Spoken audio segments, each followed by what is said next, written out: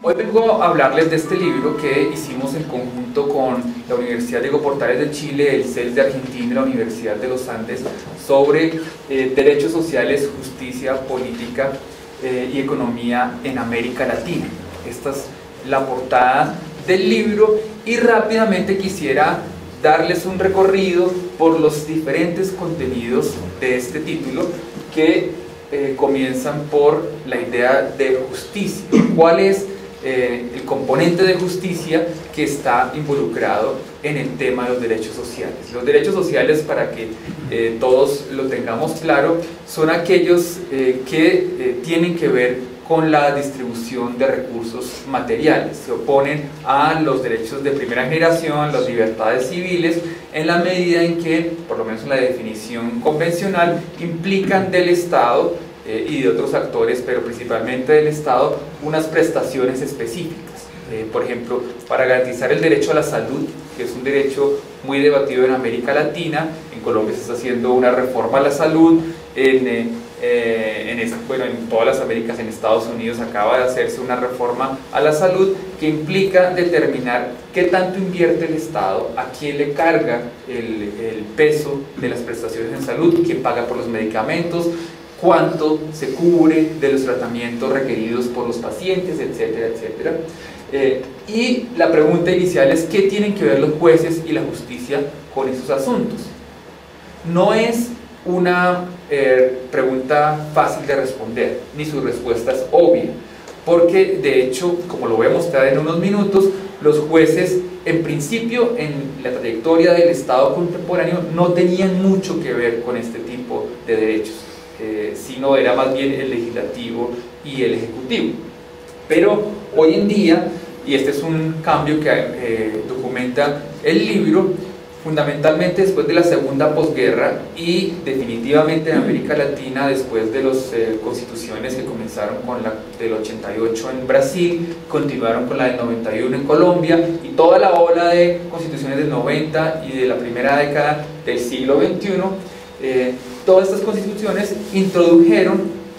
unos poderes judiciales, básicamente tribunales constitucionales, jueces constitucionales, que empezaron a tener un rol definitivo en la protección de sus derechos.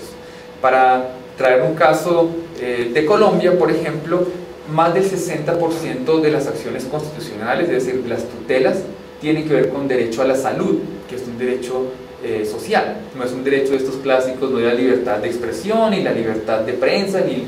la libertad individual, ni la seguridad física, sino es un derecho social, porque la gente masivamente acude a los tribunales a pedir que se le cubra, por ejemplo, un medicamento que el sistema de salud, el asegurador privado o público se niega a proveer. Entonces, aquí el componente de la justicia se ha vuelto central.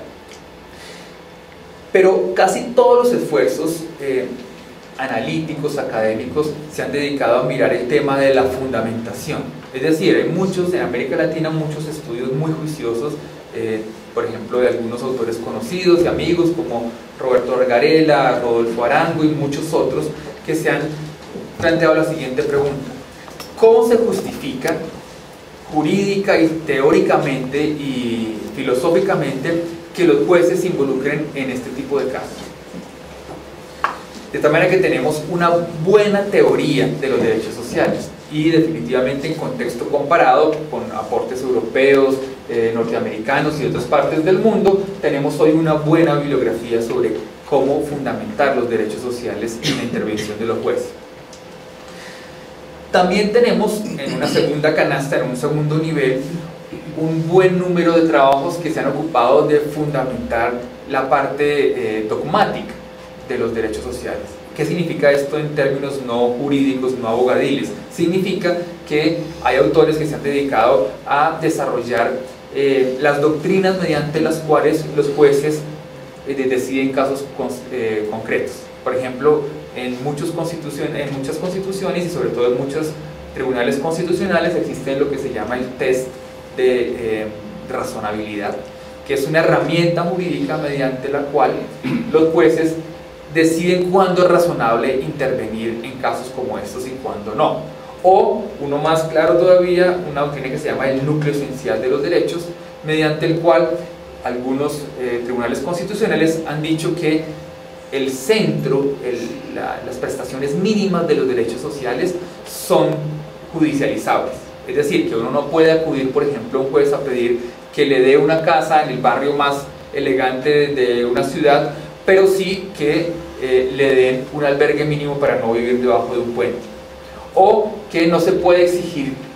un tratamiento de lujo en un hospital, pero sí se puede exigir que, por ejemplo, una persona que tiene SIDA pueda tener acceso a un tratamiento antirretroviral, porque no tener acceso a este tratamiento implicaría una violación del núcleo esencial de ese derecho, porque prácticamente pone en peligro su vida. Ahí hay autores muy interesantes como desde Víctor Abramovich, Christian Curtis, muchos otros, algunos de los autores del libro que estamos presentando, que han hecho ese esfuerzo. Lo que se ha hecho menos, y aquí hay un aporte, creo yo, ese trabajo y aquel en el cual, de hecho es un punto en el cual se concentran los trabajos que yo hice para este libro, es el punto de, bueno, en últimas, ¿qué pasa con las sentencias en derechos sociales? Cuando un juez, por ejemplo, en Argentina, decide que se le otorgue un tratamiento a un enfermo de SIDA, ¿se cumple esa sentencia, sí o no? Si muchos enfermos de SIDA ponen acciones similares, ponen demandas similares, ¿el efecto global es benéfico o sería mejor que el sistema de salud asumiera directamente esas prestaciones y los jueces no se involucraran en ese sentido? Entonces, este tercer tipo de indagación se ocupa de mirar en la práctica qué pasa con esa intervención. Si la intervención de los jueces es progresista en el sentido de redistribuye hacia la gente más necesitada, o si en últimas puede, por ejemplo, terminar reforzando el acceso de la clase media a estos servicios en contravía del acceso de las clases populares, por ejemplo. En este punto entonces se concentra buena parte del trabajo que hicimos en este libro. Voy a pasar rápidamente para darles simplemente una idea de qué se trata este tipo de ejercicio por una tipología de los tipos de impacto que tienen estas sentencias. Y voy a utilizar como ejemplo una sentencia que está analizada en el libro y que hicimos, de la que hicimos un estudio del caso con Diana Rodríguez, que es tal vez la sentencia más larga, más ambiciosa, más, de escala más grande en América Latina en derechos sociales, que es la sentencia de la Corte Constitucional Colombiana sobre los desplazados, sobre la población desplazada forzosa, que es la sentencia T025 del 2004, que dio lugar a, ya llevamos más de 6 años de seguimiento con más de 90 órdenes de seguimiento de esa corte, con más de 15 audiencias de seguimiento y todo un aparato de impulso de la Corte Constitucional Colombiana para tratar de que los derechos tanto básicos, clásicos como los sociales, vivienda, salud, alimentación, de los más de 4 millones de desplazados forzosos que hay en Colombia sean garantizados por el Estado. Con base en un estudio que hicimos con Diana Rodríguez, encontramos que las sentencias de derechos sociales pueden tener diferentes tipos de impacto. Entonces uno puede ver impactos directos e indirectos, impactos directamente sobre la población involucrada, en este caso los desplazados, y las agencias del Estado que están obligadas a garantizar esos derechos. En Colombia, las agencias que trabajan con esta población. O también puede tener impacto sobre terceros actores, incluso impactos que las cortes, en este caso la Corte Constitucional, ni siquiera tenían en mente. Y esta es una distinción clásica en sociología jurídica entre efectos instrumentales y efectos simbólicos de esas sentencias. Es decir, para poner en términos sencillos, uno puede mirar si la sentencia genera un efecto material tal cual estaba planeado, por ejemplo.